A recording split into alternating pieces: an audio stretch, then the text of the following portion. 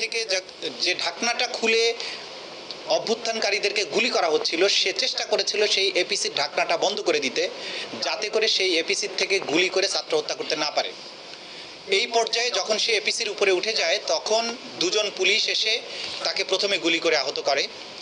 এরপরে এপিসির ভেতর থেকে উঠে আরেকটা পুলিশ বের হয়ে সরাসরি তার বুকে গুলি করে তাকে হত্যা করার চেষ্টা করে এবং গুরুতর আহত অবস্থায় এপিসির উপরে তাকে রেখেই অনেকক্ষণ ধরে আন্দোলনকারীদের আশেপাশে এই এপিসি নিয়ে ঘুরে বেড়ায় পুলিশ।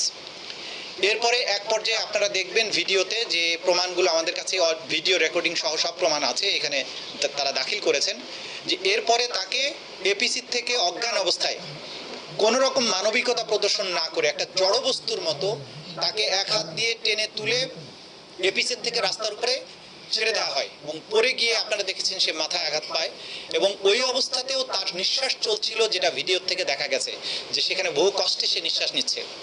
এই অবস্থায় অনেকক্ষণ তাকে রাস্তায় ফেলে রাখা হয়।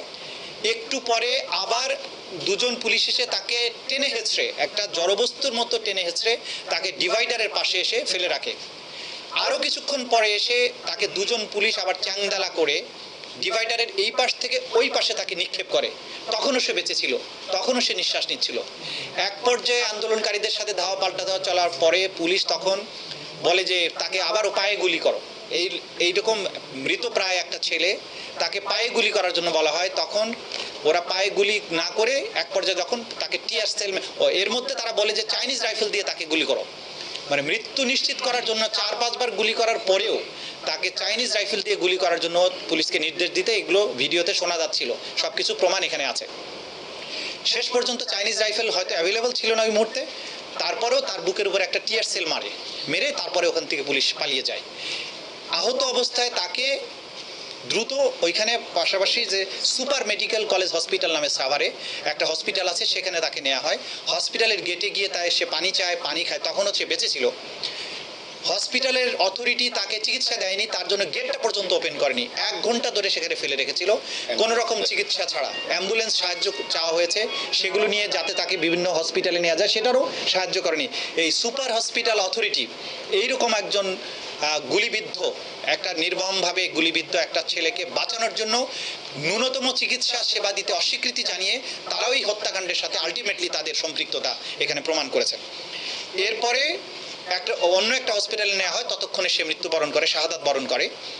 তার শাহাদাতের পরে, মৃত্যুর পরে তার লাশটা তাদের পারিবারিক কবরস্থানে দাফন করার চেষ্টা করা হলে স্থানীয় আওয়ামী লীগের নেতারা সেই লাশটা সেখানে দাফন করতে দেয়নি। অবশেষে সাভারের ব্যাংক কলোনির যে কবরস্থান আছে সেইখানে তাকে নিয়ে দাফন করতে বাধ্য হয় তার পরিবার।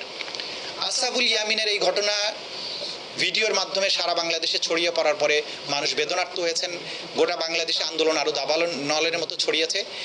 এই যে তার হত্যাকাণ্ড, এইটার জন্য আজকে তার পরিবারের গতকালকে তার পরিবারের পক্ষ থেকে তার মামা এসে আমাদের ট্রাইব্যুনালের কাছে এই ঘটনাগুলো বিস্তারিত বিবরণ তুলে ধরে প্রধানমন্ত্রী সহ 78 জনের বিরুদ্ধে, এখানে পুলিশ প্রশাসন যারা এপিসি চালিয়েছিল, এপিসির ভেতরে যারা ছিল, এদেরকে আইডেন্টিফাই করে সাভারের পুলিশের যে সমস্ত অফিসার ছিল সেগুলো সহ যারা চিকিৎসা দিতে বাধা প্রদান করেছে সবার নাম সহ মোট 78 জনের বিরুদ্ধে এই অভিযোগ গতকালকে আন্তর্জাতিক অপরাধ ট্রাইব্যুনালের প্রসিকিউশন টিমের কাছে তারা দায়ের করেছেন।